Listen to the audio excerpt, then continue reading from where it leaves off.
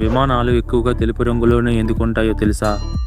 హాస్పిటల్లో డాక్టర్లందరూ వైట్ కోట్ను ఎందుకు ధరిస్తారో తెలుసా?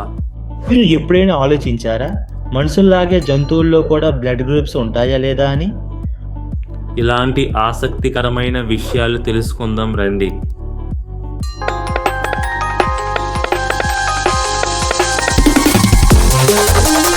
Fact number 1.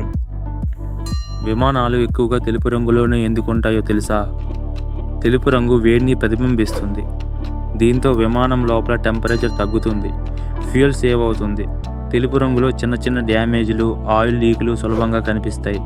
మెయింటెనెన్స్కి సూపర్. తెలుపు రంగులో ఉంటే విమానాలు ఆకాశంలో స్పష్టంగా కనిపిస్తాయి.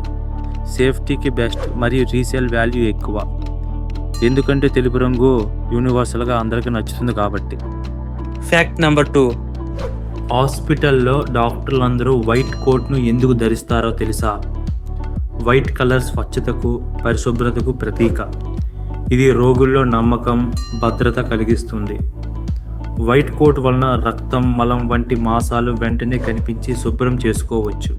అలాగే వైట్ కోట్ నిదానంగా మానసిక ప్రశాంతత కలిగిస్తుంది. ఇది డాక్టర్ల పని ఒత్తిడిని తక్కువ చేస్తుంది.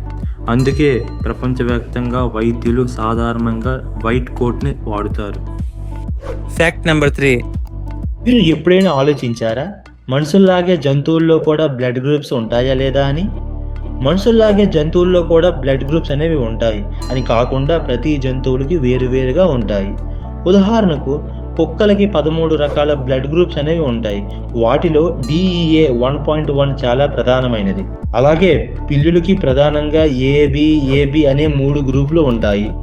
మరి ఆవులు, గుర్రాలు, కోతులు, ఎలుకలు ప్రతి జాతికి ప్రత్యేకమైన రక్త గ్రూపుల సిస్టమ్ అనేవి ఉంటాయి.